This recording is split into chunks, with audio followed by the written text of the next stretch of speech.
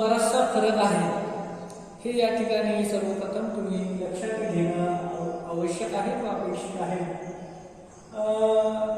तर तुम्ही ट्रेडिंग कन्सर्नमध्ये किंवा पार्टनरशिप फायनल अकाउंटमध्ये trading account, profit and loss account आणि बॅलन्स शीट या संदर्भातील जी काही माहिती आहे ती माहिती असेल, थेअरी असेल आणि त्या संदर्भातील जे काही लेखे असतील ते आपण पाहिलेले आहे।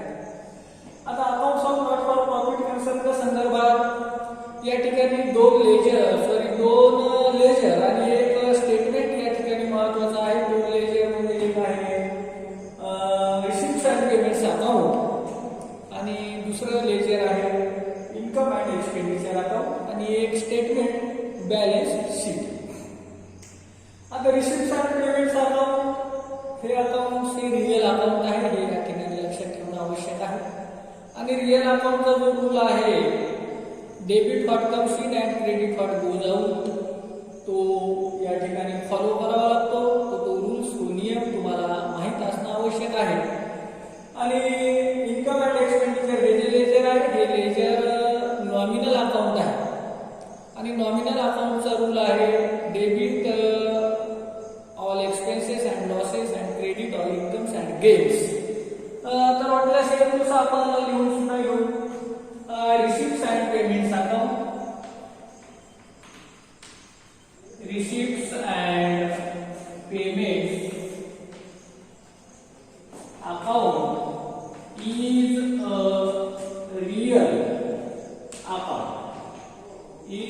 real account and real account rules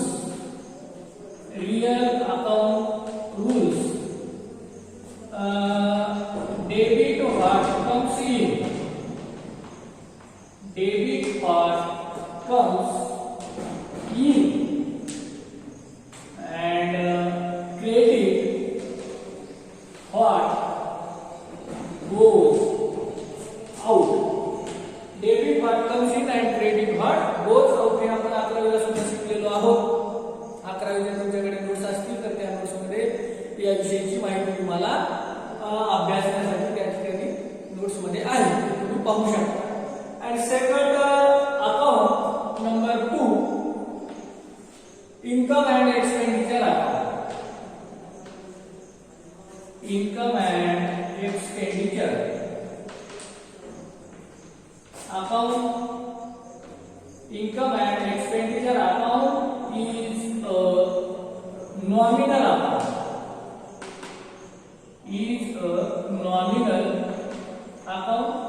and nominal account rule, debit all expenses and losses, debit all expenses and losses and credit all incomes and gains, credit all incomes and gains। तर हे दोन accounts जे काही rule आहे ते rule तुम्हाला या ठिकाणी लक्षात ठेवणं आवश्यक आहे। हे रूल या ठिकाणी सोल्युशन तयार करताना फॉलो करावे लागेल। आणि बॅलन्स शीट हे काही लेजर नाही हे काही अकाउंट आहे। Balance sheet is the statement, it is not account, it is not account. तर हे झालं थिअरीच्या संदर्भातील एक थोडक्यात सोल्युशनच्या संदर्भातील स्टेप्स। आता आपण प्रत्यक्ष प्रॉब्लेम पाहणार आहोत। या प्रॉब्लेमची जी काही फोटोकॉपी आहे ती फोटोकॉपी आपल्याला व्हॉट्सअपवर पाठवलेली असेल। प्रॉब्लेम व्यवस्थितरित्या रीड करायचे, त्याचे डेबिट साईड क्रेडिट साईड काय आहे, त्यामध्ये कोणते आयटम आहेत, कोणत्या पद्धतीचे आहेत, कोणत्या ठिकाणी पोस्टिंग होते हे काळजीपूर्वक पाहावे लागते। त्या संदर्भात क्रेडिट साईडचे आयटम पाहायचे आणि त्यानंतर शेवटी जो प्रॉब्लेमचा भाग आहे ऍडजस्टमेंट्स, त्या ऍडजस्टमेंट केअरफुली रीड करायचे आहेत आणि ऍडजस्टमेंट इफेक्टिव्ह जे आयटम असतील त्या आयटमला पार्टनरशिप फायनल अकाउंट मध्ये जे फायनल अकाउंट आहे त्याप्रमाणे इथे सुद्धा टिक मार्क करायची आहे। आणि दुसरा एक भाग या सोल्युशनच्या संदर्भात सांगायचा झाला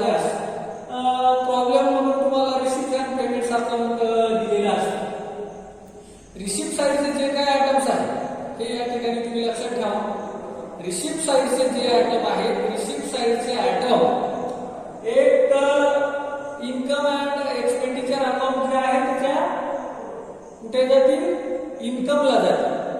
त्याच्या कुठे जातील, इन्कमला जातील. रिसिप्ट साइडचे ऍटम एक तर इन्कम साइडला जातील किंवा काही ऍटम लायबिलिटी साइडला जातील. रिसिप्ट साइडचे ऍटम पैकी काही ऍटम इन्कम साइडला जातील आणि काही ऍटम हे लायबिलिटी साइडला जातील. रिसिप्ट साइड मधील काही ऍटम हे इन्कम अँड एक्सपेंडिचर अकाउंटच्या इन्कम साइडला जातील आणि काही ऍटम लायबिलिटी साइडला जातील. हे या ठिकाणी लक्षात ठेवायचं. आता दुसरी बाजू जी आहे ती आहे प्रॉब्लेम मधील पेमेंट अकाउंट. तुमच्याकडे प्रॉब्लेम आहे व्हॉट्सअपवर पाठवलेला, तुम्ही त्या ठिकाणी पाहू शकता किंवा या ठिकाणी मी एकदा तुम्हाला दाखवतो प्रॉब्लेम पाठवले. आता ही रिसिप्ट साइड आहे. त्या रिसिप्ट साइडचे जे आयटम आहे यापैकी काही आयटम हे इन्कमला जातील. जे इन्कम आहे ते इन्कमला जाईल आणि जी लायबिलिटी आहे ती लायबिलिटीला जाईल. आणि पेमेंट साइडचे जे आयटम आहेत, पेमेंट साइडचे आयटम पैकी काही आयटम ते एक्सपेंडिचरचे असतील ते एक्सपेंडिचर साइडला जातील आणि काही आयटम जर त्यामध्ये काही असेट्स असतील तर त्या असेट साइडला जातील. त्या असेट साइडला जातील. हे या ठिकाणी लक्षात ठेवायचं आहे. आता दुसरी एक या ठिकाणी लक्षात ठेवण्यासारखी गोष्ट म्हणजे रिसिप्ट साइडला सुरुवातीला cash in hand, cash and bank हे जे दोन आयटम आहेत हे प्रिव्हियस इयरचे आहे, हे मागील वर्षाचे आहे.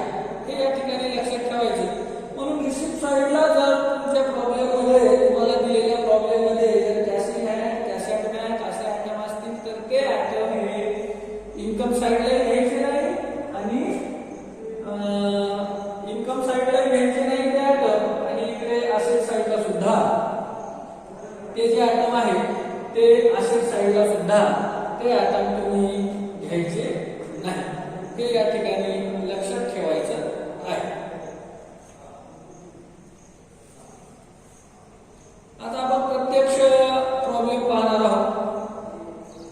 प्रत्यक्ष आपण प्रॉब्लेम पाहत असताना ह्या ज्या स्टेप्स आहेत त्या स्टेप्स तर मी तुम्हाला सांगितलेल्या आहेतच.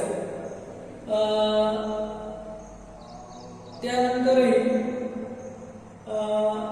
ह्या ज्या ऍडजस्टमेंट्स आहेत त्या ऍडजस्टमेंट्स रिलेटेड जे आयटम असतील त्या आयटमला तुम्ही टिक मार्क करायचे आणि नंतर प्रत्यक्ष सोल्युशनला सुरुवात करायची आहे.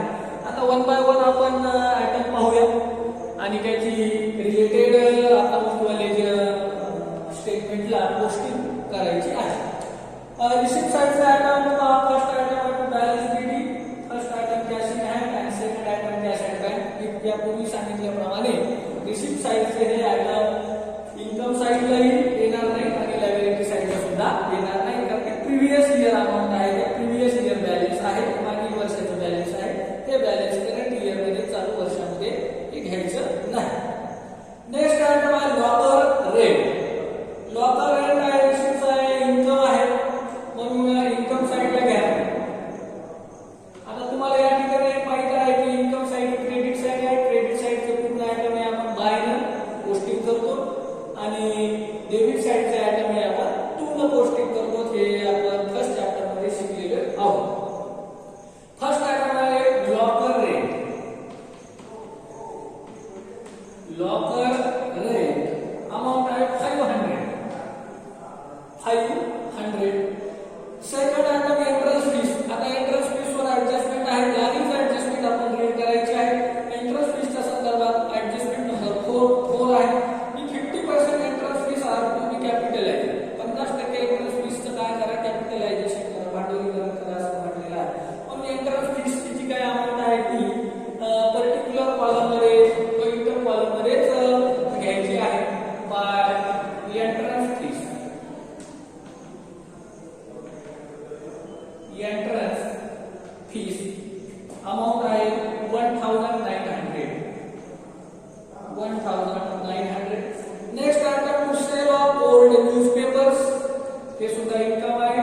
एंट्रन्स फीसच्या खाली एक लाईन सोडा ऍडजस्टमेंटसाठी. ऍडजस्टमेंट कॅल्क्युलेशन करावी लागेल आपल्याला त्या ठिकाणी. Sale of old newspapers. Sale of old newspapers income आहे 150, म्हणजे जुने जे वर्तमानपत्र होते ते वर्तमानपत्रे विकून मिळालेला पैसा आहे हा. Next item receipts from drama. Drama आता हे आपण कशाच्या संदर्भात पाहत आहोत, स्टार कला केंद्र आहे, म्हणजे कला केंद्र आहे त्या ठिकाणचं उत्पन्न काय असणार आहे ते ड्रामा संदर्भ, ड्रामा जे काय असेल नाट्यकरण जे काही त्यांनी केलेलं असेल त्या संदर्भातील जी मिळकत आहे, जी अर्निंग आहे ती काय त्यांचं इन्कम आहे, म्हणून इन्कम साईडला जाईल. परंतु यावर ऍडजस्टमेंट्स आहे, म्हणून ही जी अमाऊंट आहे ही अमाऊंट आपल्याला पर्टिक्युलर कॉलम मध्ये घ्यावी लागेल आणि नंतर त्याच्यावर आपल्याला ऍडजस्टमेंट्सचं कॅल्क्युलेशन करावं लागेल. By receipts from drama. Receipts from drama. Amount is 7,850. Next item to legacies. The legacies ला आपण टिक मार्क केलेली आहे, याचा legacies वर adjustments आहे. मग legacies वर काय adjustment आहे, तर adjustments number second 2. Legacies are to be capitalised. म्हणजे लेगसीजचं काय करा, भांडवलीकरण करा असं म्हटलेलं आहे. मग लेगसीजचं भांडवलीकरण करायचं आहे. लेगसीज आर टू बी कॅपिटलाइज्ड. भांडवलीकरण करायचं झालं, कॅपिटल म्हटले की लायबिलिटी साइड येते, म्हणून लायबिलिटी साइडला सुरुवातीला द्या कॅपिटल फंड. कॅपिटल फंड त्यामध्ये काय करायचं आहे, लेगसीजचं भांडवलीकरण करायचं आहे, ऍड करायचं आहे plus legacies plus legacies. Legacies are to be capitalized. Legacies ची अमाउंट आहे 11,000. 11,000 correct, 11,000. Next item to miscellaneous receipts. किरकोळ प्राप्ती आहे, इन्कम आहे, म्हणून इन्कम साइडला घ्या. रिसिप्ट फ्रॉम ड्रामा च्या खाली एक लाईन सोडा ऍडजस्टमेंट कॅल्क्युलेशन साठी. मिससेलिनियस रिसिप्ट्स. मिससेलिनियस रिसिप्ट्स. मिससेलिनियस रिसिप्ट्स अमाउंट आहे 800. किरकोळ प्राप्ती आहे. या पद्धतीने रिसिप्ट साइडचे जे काही आयटम्स आहेत ते झालेले. लेगसीज म्हणजे मृत्यूपत्रित दान, हे लक्षात ठेवा. लेगसीचा अर्थ काय होतो, मृत्यूपत्रित दान. याचं भांडवलीकरण करा म्हटलेलं आहे, म्हणून आपण कॅपिटल लायबिलिटी साइडला घेतो. यावर जर ऍडजस्टमेंट नसती लेगसीजवर, तर म्हणजे लेगसीजची जी काही अमाऊंट आहे तो हा जो आयटम आहे हा आपण इन्कम साइडला घेतला असता एंट्रन्स फीसचा.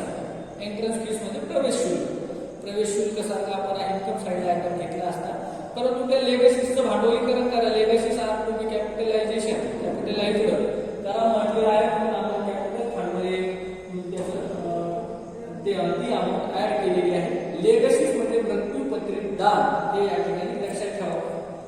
या पद्धतीने रिसिप्ट साइडचे पूर्ण आयटम झालेले आहेत. आता पेमेंट साइडचे आयटम आपण पाहणार आहोत. पेमेंट साइडचा फर्स्ट आयटम आहे बाय स्टेशनरी. स्टेशनरीवर खर्च झालेला आहे, पेमेंट केलेला आहे स्टेशनरीचं, म्हणजे तो एक्सपेंडिचर आहे. एक्सपेंडिचर साइडला येईल. आता एक्सपेंडिचर साइडचे आयटम आपण टू न रेकॉर्ड करतो. To stationery. To stationery. Problem मध्ये बाय स्टेशनरी असेल, बाय ना आयटम स्टार्ट केलेला असेल. सोल्युशन मध्ये आपल्याला तो एक्सपेंडिचर साइडला तो आयटम येतो, तू इथे बाय ने स्टार्ट होणार, तर तू या ठिकाणी टू न स्टार्ट होईल. By stationery 500. Next furniture purchase. आता फर्निचर आहे म्हणजे ही असेट आहे, म्हणून हा आयटम असेट साइडला जाईल. फर्निचर अमाउंट आहे 5,000. Next item investment. ही सुद्धा असेट आहे, म्हणून असेट साइडला घ्या. इन्व्हेस्टमेंट्स अमाउंट आहे 10,000. नेक्स्ट आयटम आहे, महत्वाचा आयटम आहे, इम्पॉर्टंट आयटम आहे, expenses of drama. Expenses of drama item मध्ये उल्लेख आहे की एक्सपेन्सेस आहे. कशाचा एक्सपेन्सेस आहे, ड्रामाचा एक्सपेन्सेस आहे, ड्रामाचा खर्च आहे.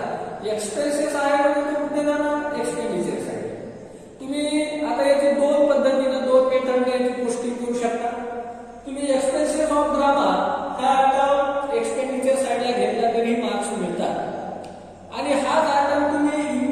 जे आहे ड्रामाचे रिसिप्ट फ्रॉम ड्रामा यामधून जरी हा आयटम लेस केला तरीही तुम्हाला मार्क्स मिळतात. दोन्ही पद्धतीने तुम्ही हा आयटम पोस्टिंग करू शकता.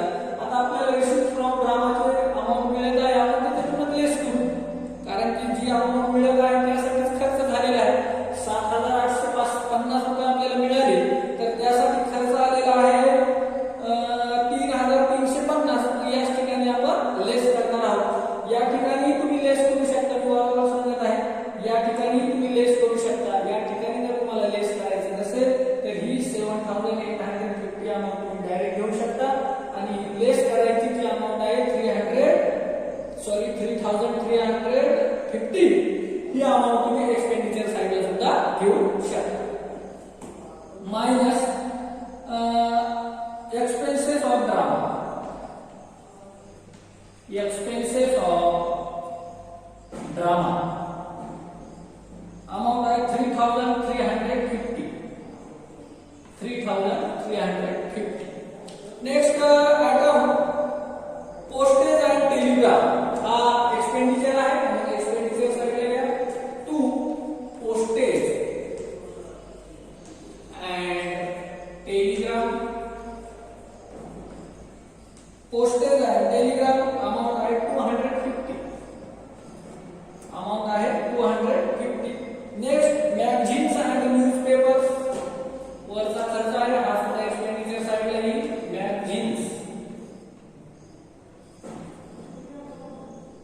Magazines and newspapers.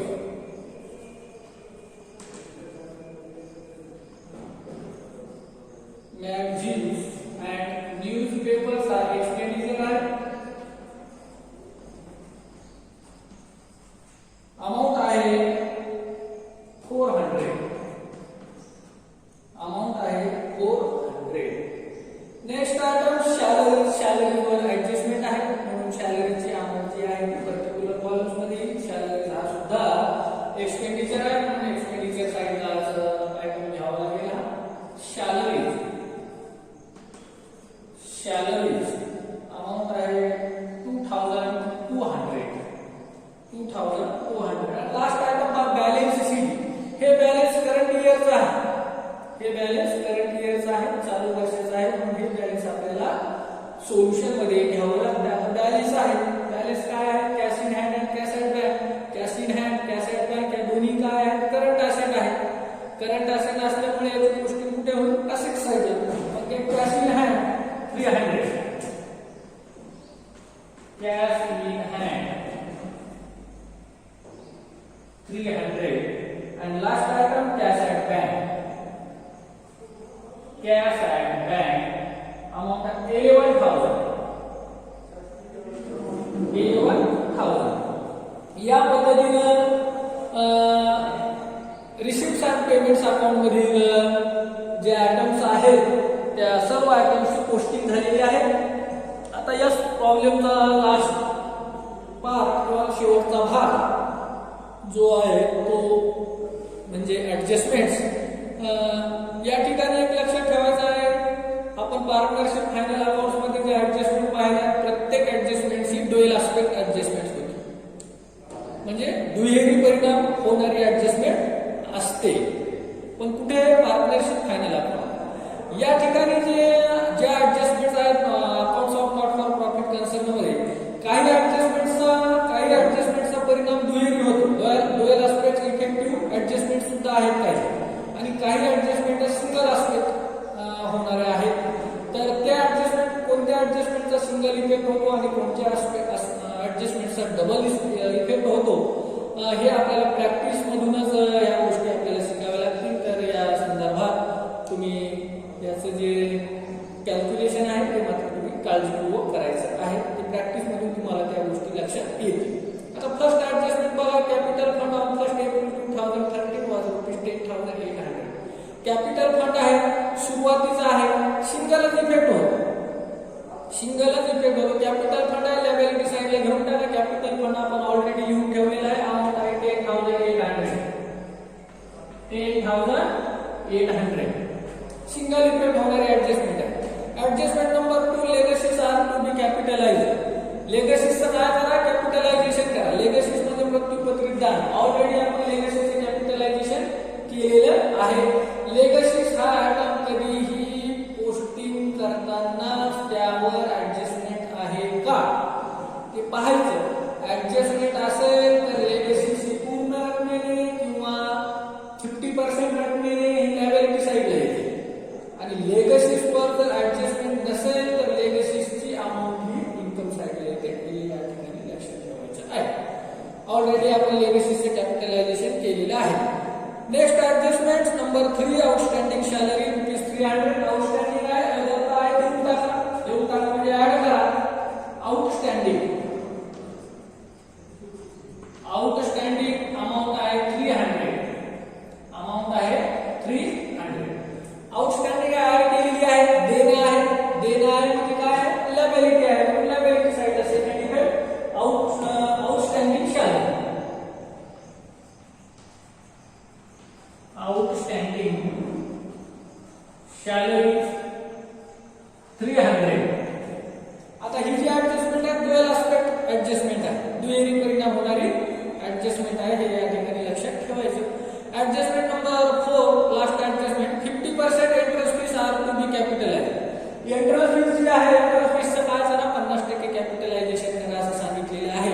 Entrance fees हा इन्कम आहे. प्रवेश शुल्काच्या माध्यमातून संस्थेला मिळालेलं हे इन्कम आहे. त्या इन्कम पैकी 50% जे इन्कम आहे त्याचं भांडवलीकरण करा असं म्हटलेलं आहे. पण 50% एंट्रन्स फीसचं आपण भांडवलीकरण करणार आहोत. 50% कॅपिटलाइज्ड मायनस करावं लागेल. 50% कॅपिटलाइज्ड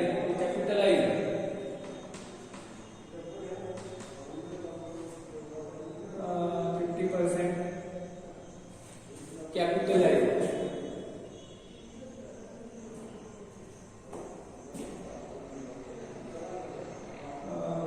1900 चे 50% अमाऊंट आहे 950.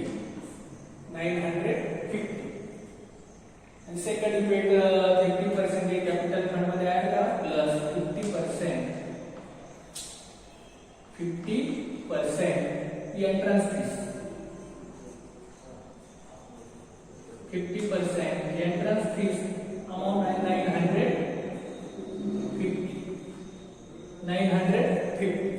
या पद्धतीनं ऍडजस्टमेंट्स पूर्ण झालेले आहेत.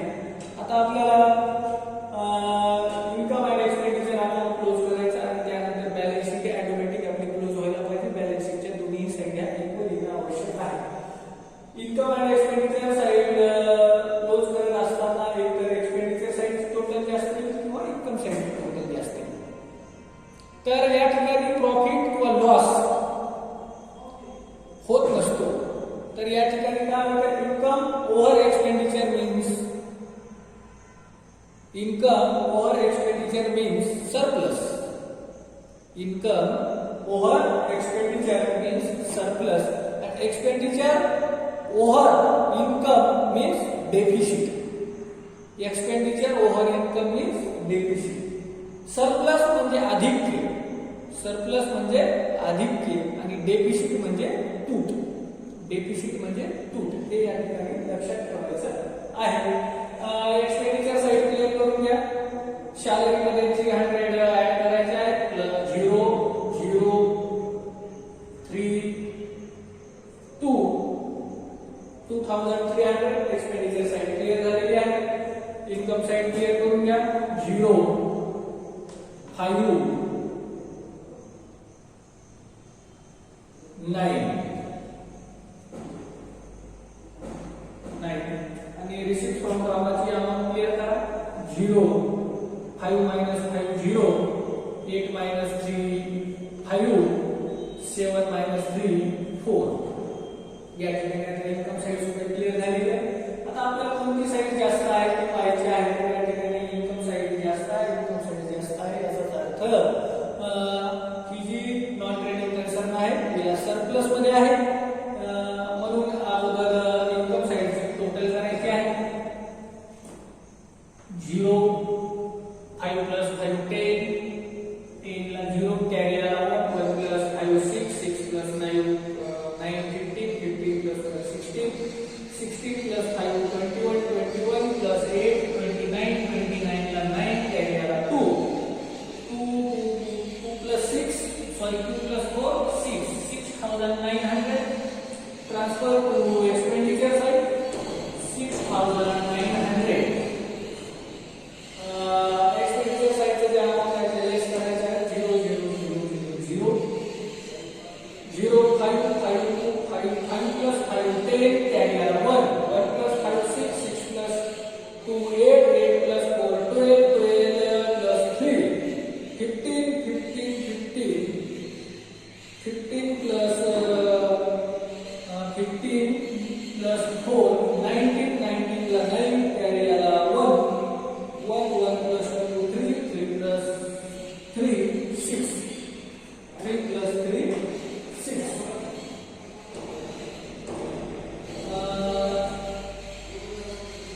या ठिकाणी सॅलरी 0 0 2 plus 3 5 5 रिपीट करा 0 0 0 0 5 5 plus 5 10 carry 1 1 plus 6 2 sorry 1 plus 5 6 6 plus 2 8 8 plus 4 12 12 12 plus 5 17 17 plus 2 19 19 plus 9 carry 1 1 1 plus 2 3 3 plus 3 6 income over expenditure income over expenditure income over expenditure that is surplus income over expenditure that is surplus 3,250 surplus आहे म्हणून liability मध्ये capital fund मध्ये add करायचं आणि deficit असेल तर minus करायचं surplus आहे ऍड करा सरप्लस 3,250 सरप्लस 3,250 या बँक साइड क्लियर करून घ्या 0 5 plus 5 10 carry 1 1 plus 8 9 9 plus 1 10 10 plus 9 19 19 plus 2 21 21 ला 1 carry 2 2 2 plus 1 3 3 plus 3 1 minute 0 0 5 plus 5 10 10 ला 0 carry 1 1 plus 8 9 9 9 9 plus 9 18 18 plus 2 18 plus 2 20 20 ला 0 carry 2 2 2 2 plus 1 3 3 plus 3 6 and 1 plus 1 2 26,000 by